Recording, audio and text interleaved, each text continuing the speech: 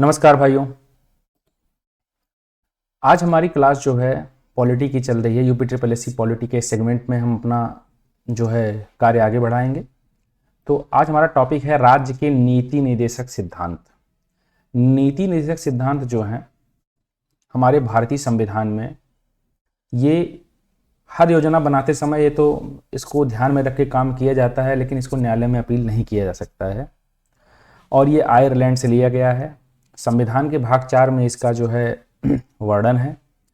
Article 36 से लेकर के 51 तक जो है इसकी बारे में, समूचे बारे में बताया गया है। यहाँ पर गांधीवादी विचारधारा भी बताई गई है, नेहरूवाद की विचारधारा भी बताई गई है। तो चलिए हम देखते हैं। निम्नलिखित में से 35 नंबर क्वेश्चन है। निम्नलिखित में से कौन से आदर्श जिन्हें राज्य को नीतियां बनाते समय ध्यान में रखना चाहिए? समाजवाद, मौलिक अधिकार, गांधीवादी सिद्धांत या राज्य के नीति निर्देशक सिद्धांत।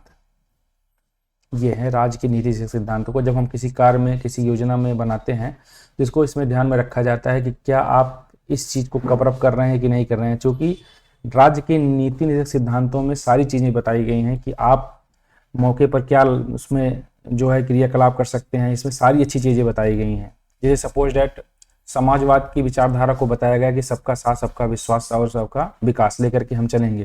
ये बात इन राइटिंग कहाँ लिखी गई है? तो राज्य के नीति निर्देशक सिद्धांत में लिखी गई है।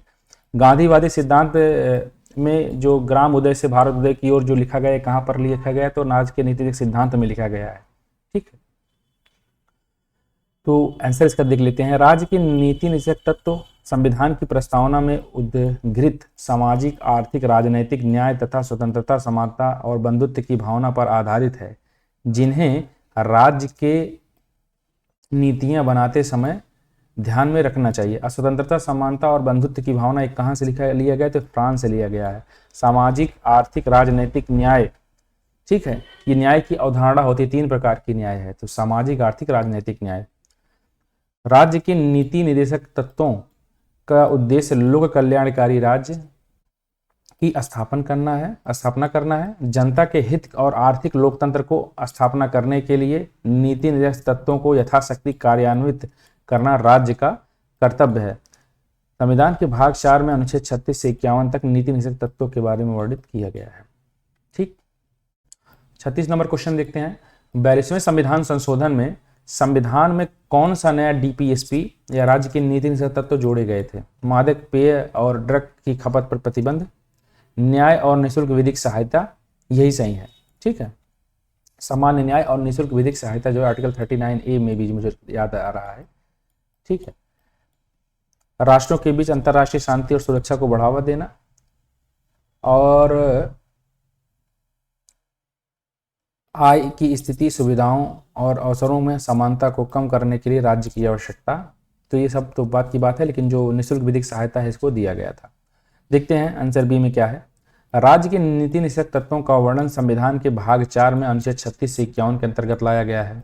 नीति निर्देशक तत्वों को आयरलैंड के संविधान से लिया गया और 42वें संविधान संशोधन, जिसे हम मिनी संविधान संशोधन के नाम से भी जानते हैं, और 1976 में आया था, 1976 में आया था। इसमें नीति निर्देशक तत्वों में जोड़े गए अनुच्छेद जो निम्नलिखित हैं। तो 3 अनुच्छेद जोड़े गए थे इसमें, एक 39A, एक 43A और एक 48A।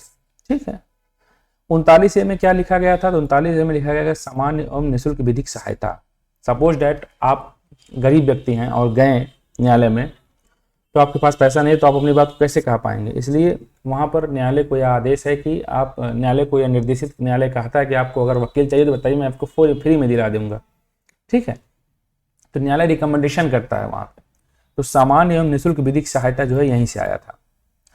भारत का संविधान ये इंश्योर करता है कि किसी भी नागरिक के साथ भेदभाव न हो, चाहे वो गरीब हो, चाहे अमीर हो, चाहे जैसे हो। अगर उसकी आर्थिक स्थिति दयनीय है तो वो अपने देश की जनता के लिए जो भी हर भरसक प्रयास होता है करने का प्रयास करता है।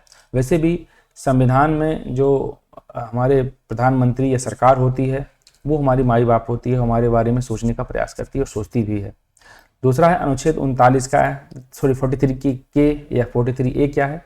उद्योग एवं उपक्रमों में कर्मकारों की भागीदारी। जो उद्योग हैं और उपक्रम हैं, ठीक है, उसमें कामों जो काम करने वाले हैं उनकी भागीदारिता सुनिश्चित करने के लिए प्रावधान किया गया है कि भाई उनको आप ऐसे नहीं निकाल सकते हो, उनके लिए व्यापक प्रावधान है कि आप जो है उनको समायोजित करिए, आप बिना किसी कारण के आप नहीं निकाल सकते हैं। इसके मतलब कि आपके ऊपर कानूनी बाउंडेशन रखा गया है। फिर अनुच्छेद 48 से क्या है, तो इसमें पर्यावरण का संरक्षण और संवर्धन और वन तथा वन्य जीवों की रक्षा करना, ये भी बताया गया कि आप पर्यावरण को भी सुरक्षित रखिए, संवर्धन रखिए। अब आप इसको याद कैसे करेंगे, जैसे सपोज डैट एक व्यक्ति है, अब वो क्या कर रहा है कि एक उद्योग में काम कर रहा है, तो आर्टिकल 43 के तहत हो गया उद्योग में काम करने के लिए। अब उसको निकाल दिया उसके कर्म जो है कंपनी वालों ने, तो बेचारा गया न्यायालय में। अब चूंकि न्यायालय में जाएगा तो उसके पास पैसा है नहीं, ये क्या करेगा, तो फिर कहेगा सर हमको निःशुल्क विधिक सहायता दिया जाता है, आर्टिकल 39 की तरफ से निःशुल्क विधिक सहायता दे दिया जाएगा। अब चूंकि वो निकाला क्यों गया था, क्योंकि कंपनी जो है पर्यावरण का प्रदूषण कर रही है, जिसने कहा भाई आप पर्यावरण का प्रदूषण क्यों कर रहे हो, इससे देश के जो है संसाधनों पर दिक्कत आएगी, वन्य जीव मारे जाएंगे, ये सब वगैरह है। तो आर्टिकल 43 का भी वो उल्लंघन कर रहा था कंपनी वाला, ठीक है। तो आर्टिकल 39 है निःशुल्क विधिक सहायता, आर्टिकल 43A इसमें उद्योग और उपक्रमों में कर्मकारों की क्या भागीदारी रहेगी उसको भी सुनिश्चित करना। आर्टिकल 48A इसमें जो है पर्यावरण संरक्षण संवर्धन तथा वन एवं वन्य जीव की रक्षा करना, ठीक है। 37 देखते हैं। डैश वे आदर्श हैं जिन्हें राज्य को नीतियों का निर्माण करते समय ध्यान में रखना चाहिए, तो यहां होगा DPSP, ठीक है। 38 नंबर क्वेश्चन देखते हैं। निम्नलिखित में से क्या भारतीय नागरिकों को आर्थिक न्याय प्रदान करता है? मौलिक अधिकार, मौलिक कर्तव्य, राज्य के नीति निर्देशक सिद्धांत जो हैं ये क्या करते हैं, भारत में पैदा वाले प्रत्येक नागरिक को क्या कहते हैं, आर्थिक न्याय देते हैं। क्योंकि हमारे पास किस प्रकार कौन कौन सी न्याय है, आर्थिक, सामाजिक और राजनैतिक, ठीक है। 3 प्रकार की न्याय की अवधारणा दी गई है तो उसमें यही सुनिश्चित करवाता है। ये लिखा कहाँ गया आर्थिक, सामाजिक, राजनीतिक न्याय, तो हमारे प्रियम्बल में लिखा गया है। संविधान में भारतीय नागरिकों को आर्थिक न्याय उद्देशिका एवं राज्य के नीति सिद्धांत के तहत प्रदान किया जाता है। राज्य के नीति निषेधक सिद्धांत संविधान की भाग 4 में 36 से 51 में उल्लेखित है, यह आयरलैंड से लिया गया है। उद्देशिका में सामाजिक, आर्थिक, राजनीतिक न्याय की चर्चा मिलती है। अनुच्छेद 38, ध्यान से समझिए इसको, अनुच्छेद 38 में राज्य सामाजिक, आर्थिक एवं राजनीतिक न्याय सुनिश्चित कर आय, स्थिति, सुविधा तथा अवसरों की समानताओं को कम करके सामाजिक व्यवस्था को सुरक्षित करे एवं संरक्षित करे, लोगों के कल्याण को बढ़ावा देने का प्रयास करे।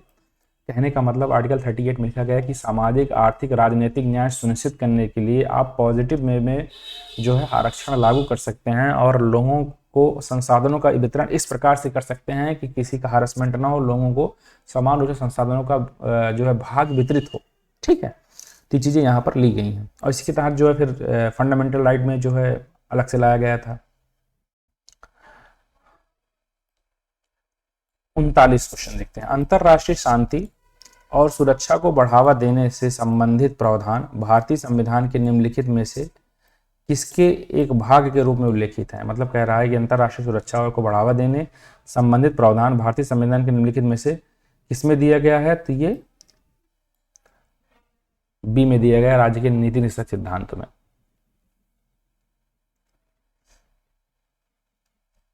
अंतरराष्ट्रीय शांति एवं सुरक्षा अनुच्छेद 51 को बढ़ावा देने से संबंधित प्रावधान भारतीय संविधान के राज्य के नीति निषेधक सिद्धांत अनुच्छेद 51 में वर्णित है। संविधान में राज्य के नीति निषेधक सिद्धांत का वर्णन भाग 4 के अनुच्छेद 36 से 51 में दिया गया, आयरलैंड से लिया गया, यही सब बता रहे हैं, वही चीज मोटी मोटा है। 40 नंबर क्वेश्चन देखते हैं। समान कार्य के लिए समान वेतन भारत के संविधान में सुनिश्चित किया गया है, कहाँ पर? तो राज्य के नीति निषेधक सिद्धांत में वर्णित किया गया है, लोअर में दिया गया था, मौलिक अधिकार में, मौलिक कर्तव्य में, आर्थिक सुधार में। तो यहाँ कंफ्यूजन यही होता है कि मौलिक अधिकार में है कि राजनीति के नीति सिद्धांत में है। भाई देखिए, मौलिक आर्थिक अधिकार तो कोई है ही नहीं हमारे यहाँ, छोड़िए इसके। मौलिक कर्तव्य में ये सब चीजें नहीं होती हैं, राज्य को आप सर्व करेंगे मौलिक कर्तव्य में। अब समस्या है कि मौलिक अधिकार फंडामेंटल राइट में और राज्य की नीति से सिद्धांतों के अंग में, अब दोनों में अंतर होता है। लोअर 2003-4 का क्वेश्चन है और 2010 में यूडीए में पूछा गया, एलडीए में। तो समान कार्य के लिए समान वेतन भारत के संविधान में सुनिश्चित किया गया है, कहाँ पर सुनिश्चित किया गया है?